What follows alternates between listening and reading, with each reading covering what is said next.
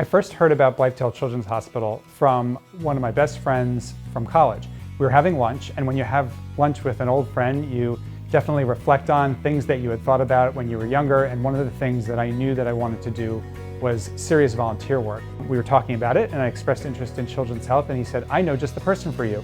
And he introduced me to the former chair of the hospital. And then from there, I did a tour of the hospital and instantaneously fell in love with the place. I first heard about Blythedale probably 12, 13 years ago when my friend Michael Brown and my father-in-law Stu Dix had a very small inaugural golf outing on behalf of Blythedale. My wife has been on the board for many, many years. We certainly continue to hear a lot about Blythedale and the terrific things it does. I first heard about Blythedale Children's Hospital from my mom. She did her internship here in 1989 in the therapeutic rec department. And when she heard I was interested in doing pediatric PT, she recommended I applied for volunteering here. I first found out about Blythedale through my daughter, who was a college student. In the summer, she volunteered at Blythedale, and when I didn't know what to do after my retirement, she recommended try volunteering at Blythedale because I worked with children my whole life. I first heard about Blythedale through my mom. I was 14 years old, and a group of best friends and I grew up dancing together, and we were in a Girl Scout troop that my mom was the leader of. And when we decided to go for our Girl Scout Silver Award, we chose Blythedale to be part of that experience. I first learned about Blythedale Children's Hospital before I even started any sort of volunteerism or anything of that nature. Any day I'd be driven to school by my mom, sitting in the back seat. Ever so often, while hearing Scott Shannon in the background, the name Blythedale would pop up, and hearing not just the support that he would echo for the organization, but also this variety of volunteers and the amount that they cared for it really echoed with me and sat in the back of my mind. Some ways that we've continued to volunteer at Blythedale. We have at BTIG, my firm, a month of giving in May. We brought 20 colleagues out for both a tour and some engagement with the kids over several hours.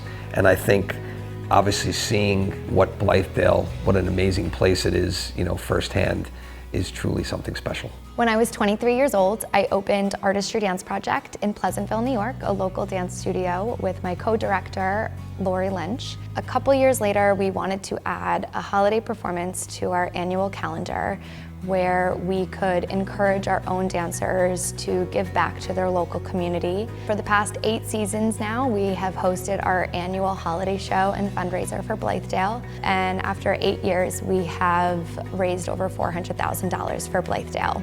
11 years ago, I joined the Board of Trustees, and that was a very different way to try to contribute to the organization, but also an incredibly important way. And I'm now the chair of the Board of Trustees, and the one thing that is so humbling and that I've learned about being chair is the work of the entire board. You have volunteers that are so dedicated to making sure that Blythedale is not only strong today, but strong for the decades that follow. All the kids here have some sort of obstacle that they've been working through and working to improve. And it's really fascinating and cool to see how they can find happiness and hopefulness in overcoming these challenges and working through them. And they've taught me that I can also find joy and happiness no matter what my obstacle may be. To see firsthand what actually Blythedale does for families. Each year, another family comes and talks about kind of their trials and tribulations, and hopefully the successes that it affords them in helping their children and helping families get through what are typically very, very trying situations. And so when you gather a bunch of really good people that are supporting the hospital and get to listen firsthand to families, I think that's really brings it all into perspective. I think it's very easy to say that simply volunteering and helping any sort of place has an inherent value and inherent meaning to it, but I don't think I've ever come across a place where it's so salient the nature that the volunteers, the staff, and even the organization as a whole carries a culture of caring and legitimate support for what they do. What I find most meaningful about volunteering at Blythedale is that you think going into it that you're going to be giving something back. But at the end of the day, you get much more out of the experience than you ever give. And there's no doubt about it that through the years, whether it's volunteering with patients or working on the Board of Trustees, never has there been a moment where I don't get something back from it. One of my most special memories at Blythedale was a couple of years ago when we brought our elite dancers to the hospital to film a music video to promote our annual show. and we had the opportunity to meet a patient on the long-term care unit, Adama, who actually took part in the music video. And seeing her face light up as she got to be the star of the show and in front of the camera and dance right alongside our dancers, and seeing my dancers' faces and the whole experience of seeing them together and having that come to fruition in this amazing music video, it brought me to tears right on the spot. Over the years, I just think that first, Michael and my father-in-law launching it, and then after my father-in-law's passing, Michael and I continuing to build upon that momentum. And then several years ago when we lost my dad, we included him in the golf outing, as he always wanted to be very supportive. And now we call it the Pops. And so each year, I think it just brings something special, and their memories and their support of our family, and my wife being on the board for many years. And it's just it's a great outing with a lot of support for a very worthwhile cause.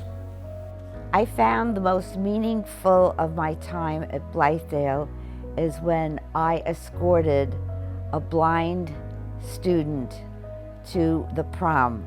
And she was a child that didn't attach herself to anybody and did her own thing, but she sought comfort in me and latched on to me, which made me feel absolutely delighted that she trusted me, and we had a wonderful time at the prom. She was as happy as can be, which made me even happier. What I can promise is whatever it is that you put in, you will get back in return, just tenfold.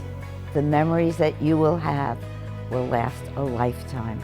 The minute that you take a tour, you're going to be sold on Blythedale because you're going to see the magic that happens here. People read about Blythedale, they hear about Blythedale. I don't think until you actually are at Blythedale and you see the commitment of wonderful doctors, nurses, volunteers, their interaction, and then your ability to interact with the kids, I think you walk away with a completely different perspective, and it is very, very rewarding. And I would encourage anybody that hasn't been to Blythedale, just go take a tour.